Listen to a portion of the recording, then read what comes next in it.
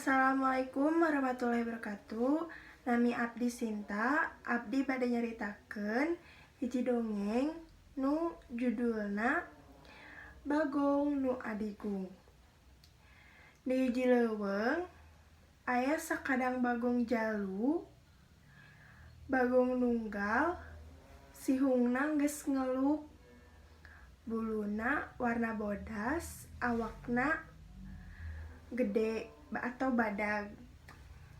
Baroning bangsa bagong sasatoan sajena oge sieun ka manehna, da teu aya nu wani ngadeuketan manehna. Hiji mangsa sakadang bagong kapanggih jeung sakadang peucang. Sakadang bagong ngomong, "Hei, sakadang peucang, ka dieu maneh sakedeung." Sakadang peucang kacidareuwasna kusabab teu disangka manehna kapanggih jeung sakadang bagong nu dipikasieun eta. Ngan dasar peucang mah loba akal jeung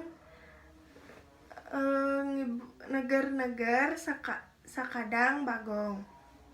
Tuluy peucang ngajawab, "Rek naon sakadang bagong?" Maneh nyaho, "Ayeuna yen saleuweung ieu geus teu aya deui nu wani ka kaula. Kabeh sato-sato sarieunun," ceuk sakadang bagong bari sombong. Sakadang peucang ngajawab bari unggek-unggekan, "Bener-bener ngan?" Sakadang bagong nanya, "Ngan naon?" Bari nafsu. Sakadang bagong mureleng, "Ngan jigana sampean ge moal wani ka manusa mah," ceuk sakadang peucang. "Hah? Nu kos kumaha sato nu ngaranna manusa teh?" Sakadang bagong nanya.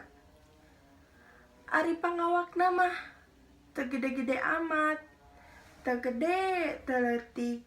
Lamun leumpang make 2 suku, teu siga arurang kieu. Ngan manehna mah pinter, loba akalna," ceuk sakadang peucang teh. "Cik atuh buru, urang teangan ayeuna ku aing rek diamuk," ceuk sakadang bagong. Ujuk-ujuk nafsu sabab aya mahluk nu cenah leuwih gagah tibatan manehna. "Hayu," ceuk sakadang peucang teh, "tapi kudu janji heula. Upama engke aya nanaon ulah nyalahkeun kuring. Da kuring mah ukur nuduhkeun hungkul," ceuk peucang teh. Moal malah maneh jadi saksi kumaha eta kahebatan kaula, ceuk sakadang bagong bari sombong. Peucang jeung bagong tuluy neangan nu ngaranna manusa teh, nyumput di buni di sisi jalan nu sok manusa ngaliwat.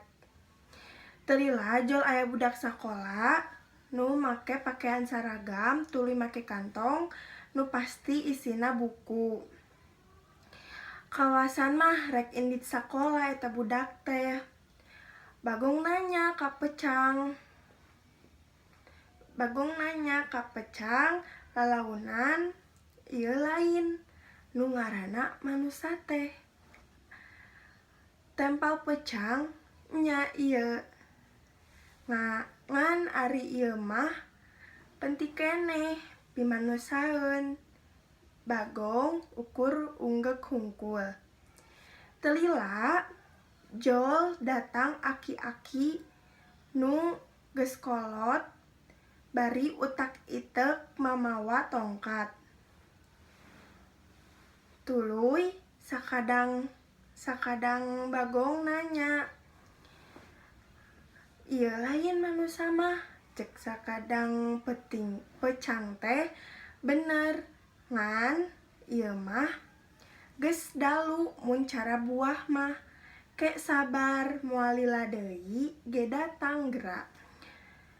Bagong unggek deui. Teu kungsi lila, jol paninggaran, ngajingjing bedil, lempang dangah, bari rurat reret, kakenca jeung kakatuhu jalan. Tah mun ieu bener manusanya, ceuk sakadang Bagong, bari teu sabar pisan. Tah ieu bener manusa.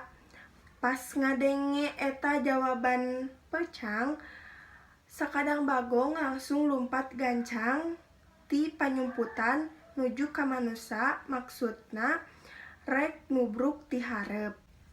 Paninggaran nu nempo Bagong nu rek nubruk gancang ngekang bedilna tuluy ngecengkeun bedilna ka sakadang Bagong. Barang geus deukeut kadenge sora bedil sada. Pelorna kana sirahna sakadang Bagong. Nu tadi keur mempeng lumpat gancang, sakoteapan namru nepi ka teu hudang deui. Tuluy paninggaran nyamperkeun ka sakadang Bagong nu geus ngagoler bari ngomong, "Ieu yeuh sato nu sok ngaruksak papelakan aing teh cenah," ceuk paninggaran teh. Ai sakadang peucang mah barang nempo kitu teh ukur ngagideuk hungkul, tuluy manehna ngaleos deui asup kana leuweung. Alhamdulillah rengse. Wassalamualaikum warahmatullahi wabarakatuh.